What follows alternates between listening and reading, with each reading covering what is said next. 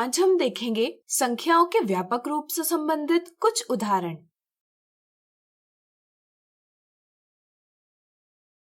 संख्या ACKE में A, C, K और E अंक है। इस संख्या को व्यापक रूप यानी जनरल फॉर्म में व्यक्त कीजिए। इस संख्या में A 1000 के स्थान पर, C 100 के स्थान पर, K दहाई के स्थान पर और E इकाई के स्थान पर है।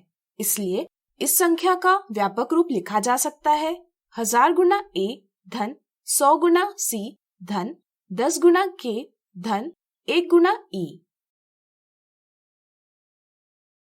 अगला उदाहरण 9PR1 को व्यापक रूप में व्यक्त कीजिए। यहाँ हम देखते हैं कि 9000 के स्थान पर, P 100 के स्थान पर, R दहाई के स्थान पर और 1 इकाई के स्थान पर है। इसलिए इस संख्या का व्यापक रूप लिखा जा सकता है 1000 गुना 9 धन 100 गुना P धन 10 गुना R धन 1 गुना 1।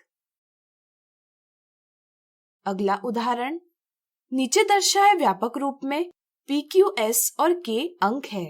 ज्ञात कीजिए इस संख्या का सामान्य रूप यानी यूजुअल फॉर्म क्या होगा। वीडियो रोककर पहले आप प्रयास कीजिए। यहाँ 10 गुना P से हमें ज्ञात होता है कि P दहाई के स्थान का अंक है। इसी तरह 100 गुना Q से हमें ज्ञात होता है कि Q 100 के स्थान का अंक है। इसी तरह 1 गुना S से हमें ज्ञात होता है कि S इकाई के स्थान का अंक है और 10,000 गुना K से हमें ज्ञात होता है कि K 10,000 के स्थान का अंक है। यहाँ 1000 के स्थान पर कोई भी अंक नहीं है, इसलिए यहाँ हम स्थान धारक यानी प्लेस होल्डर 0 लिखेंगे। अब हम कह सकते हैं कि इस संख्या का सामान्य रूप है K0QPS।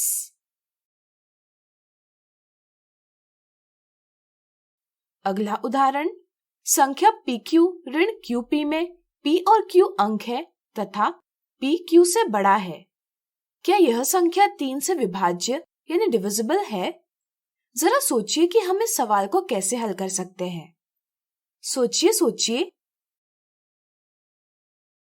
बिल्कुल सही, हम इसे संख्या के व्यापक रूप से हल कर सकते हैं। हम PQ को 10 गुना P धन 1 गुना Q यानी कि 10P धन Q लिख सकते हैं। इसी तरह QP को 10 गुना Q धन 1 गुना P यानी कि 10Q धन P लिख सकते हैं। इस तरह हम PQ ऋण QP बराबर 10P धन Q ऋण 10Q धन P लिख सकते हैं। इस तरह से PQ ऋण QP बराबर 10P धन Q ऋण 10Q ऋण P बराबर 10P ऋण P धन Q ऋण 10Q बराबर 9P ऋण 9Q बराबर 9 गुना कोष्ठक में P ऋण Q। चूंकि इस संख्या में 9 से P ऋण Q को गुणा किया गया है, इसलिए हम कह सकते हैं कि यह संख्या 9 की गुणज है, यानी कि 9 PQ ऋण QP का गुणनखंड यानी फैक्टर है।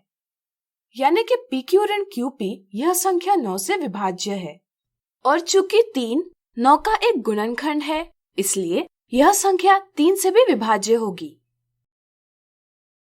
अब आप दर्शाए गए सवालों को स्वयं हल कीजिए। पहला सवाल निम्नलिखित को सामान्य रूप में व्यक्त कीजिए। दूसरा सवाल संख्या 55 AUT को व्यापक रूप में व्यक्त कीजिए। तीसरा सवाल क्या संख्या ST धन TS संख्या 11 से विभाज्य है? तो आज हमने देखे संख्याओं के व्यापक रूप से संबंधित कुछ उदाहरण। अगले वीडियो में हम कुछ और उदाहरण देखेंगे।